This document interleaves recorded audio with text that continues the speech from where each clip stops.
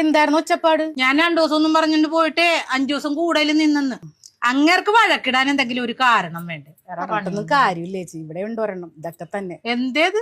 അവിടെ വടി വിഴിഞ്ഞ പോലെ കിടപ്പുണ്ട്. ഒന്നും പറയണ്ടേ ചേച്ചി. അയാൾക്ക് കോഴിക്കറി കഴിക്കണോന്ന് പറഞ്ഞിട്ട് ഞാൻ പറഞ്ഞു കോഴീനെ മേടിച്ചിട്ടുണ്ടോ, ഞാൻ ഉണ്ടാക്കി കൊടുക്കാന്ന് പറഞ്ഞു. ഉണ്ടാക്കി കൊടുത്ത് ദേ ഇപ്പൊ കോഴിക്കറി കഴിച്ചു കഴിഞ്ഞ് കോഴീനെ കാണുമ്പോഴത്തേക്കും ഭയങ്കര വിഷമം. എടി പെണ്ണെ, അല്ലേലും കോഴിയൊന്നും ഇപ്പൊ തിന്നാൻ പറ്റൂല, ചൂടല്ലേ. ഇത്തിരി താറാവിന് മേടിച്ച് വെച്ചു കൊടുക്കാൻ മേലായിരുന്നു, അതാവുമ്പോ നല്ല തണുപ്പ. ചേച്ചി താറാവിനെ കഴിഞ്ഞ ആഴ്ച വെച്ചു കൊടുത്താണ്, അത് കഴിച്ചിട്ട് ഇത് തന്നെ താറാവിനെ കണ്ടുകഴിയുമ്പോ പിന്നെ വിഷമം. എന്നാ പിന്നെ കൊളസ്ട്രോൾ ആണെങ്കിലും ഇച്ചിരി പോത്ത് മേടിച്ച് അങ്ങോട്ട് വെച്ചു കൊടുക്കണം. പോത്ത് കൊടുത്തതാണ് ചേച്ചി.